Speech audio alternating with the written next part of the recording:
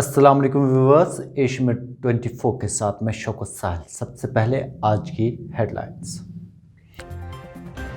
جنگجو مخالف آپریشن جاری، ترال میں جڑب، اعلیٰ کمانڈر جان۔ این آئی کے چھاپے، 4 مشتبہ جنگجو سہولیت کار گرفتار۔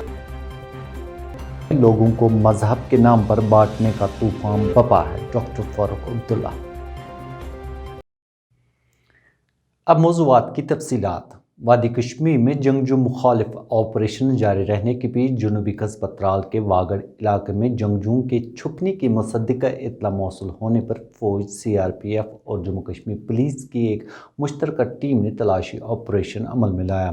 پولیس ذرائع کے مطابق جو ہی تلاشی آپریشن کی ایک ٹیم مشتبہ جگہ کے نزدیک پہنچی تو وہاں چھپے جنگجوؤں نے اس پر فائرنگ شروع کر دی، جس کے نتیجے میں طرفین کے درمیان تصادم چھڑ گیا اور اس تصادم میں جیش محمد نامی جنگجو تنظیم سے وابستہ ایک اعلیٰ کمانڈر از جان ہوا، جس کی شناخت کشمیر زون پولیس کے انسپکٹر جنرل وجے کمار نے شمیم صوفی عرف شام صوفی کے بطور کی۔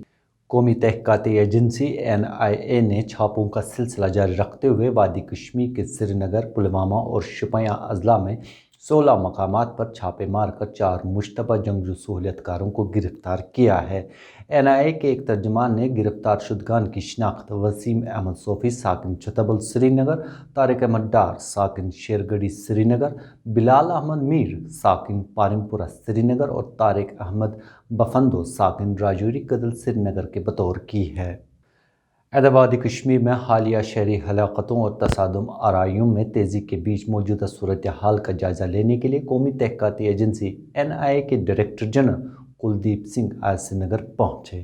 خبر رسائی ادارے یو این آئی کے مطابق اپنے یک روزہ دورے کے دوران کلدیپ سنگھ یہاں سینئر سیکیورٹی اور انٹیلیجنس افسروں کے ساتھ میٹنگیں کریں گے، جس میں موجودہ صورتحال پر تبادلہ خیال کیا جائے گا۔ آگے بڑھتے ہیں۔ نیشنل کانفرنس کے صدر ڈاکٹر فاروق عبداللہ کا کہنا ہے کہ ملک میں ایک طوفان بپا ہے، جس میں لوگوں کو مذہب کے نام پر تقسیم کیا جا رہا ہے۔ نامعلوم بندوق برداروں کے ہاتھوں ہلاک ہونے والی اسکول پرنسپل سپیندر کور کے گھر پر تعزیت پرسی کے بعد نامہ نگاروں کے ساتھ بات کرتے ہوئے ان کا کہنا تھا کہ اگر اس طوفان کو نہیں روکا گیا تو ہندوستان تباہ ہو جائے گا، جبکہ ہمیں مضبوطی کے ساتھ ایک ہو کر طوفان کا مقابلہ کرنا چاہیے۔ ان کا مقابلہ کرنا ہے، ہم سب نے ہمت سے رہنا ہے اور ڈرنا نہیں ہے ان سے۔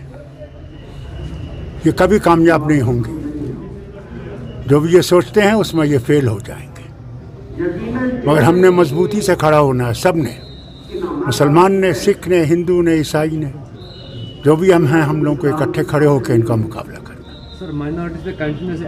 دیکھیے، یہ ایک سلسلہ چل رہا ہے، سارے ہندوستان میں ایک طوفان پیدا ہو رہا ہے، مسلمانوں کو اور ہندوؤں کو اور سکھوں کو بانٹا جا رہا ہے، اور یہ جو بانٹنے کی سیاست ہے اس کو بند کرنا پڑے گا، کیونکہ اگر اس کو بند نہیں کریں گے تو ہندوستان نہیں رہے گا، اور اگر ہندوستان کو بچانا ہے تو ہم نے اکٹھے رہ کر رہنا ہے، اور تبھی ہندوستان آگے چلے گا۔ ادھر نامعلوم بندوق برداروں کے ہاتھوں ہلاک ہوئے استاد دیپک چند کے خاندان سے ملاقات کرنے کے لیے لیفٹیننٹ گورنر آج جموں میں قیام کیے ہوئے تھے۔ انہوں نے یہاں سوگوار خاندان سے ان کے ناقابل تلافی نقصان پر تعزیت کا اظہار کیا۔ اس موقع پر لیفٹیننٹ گورنر منوج سنہا نے کہا کہ انتظامیہ سانیہ اور دکھ کی اس گھڑی میں سوگوار خاندان کے ساتھ مکمل طور پر کھڑی ہے۔ اب ملک کی تعمیر و ترقی پر نظر ڈالتے ہیں۔ وزیر اعظم ہند نریندر مودی نے کہا کہ حکومت کا ہدف ملک میں شپنگ سامان کی لاگت کو کم کرنا، ریلوے کی نقل و حمل کی صلاحیت کو بڑھانا، بندرگاہوں پر جہازوں کی لوڈنگ اور ان لوڈنگ کے اوقات کو کم کرنا ہے۔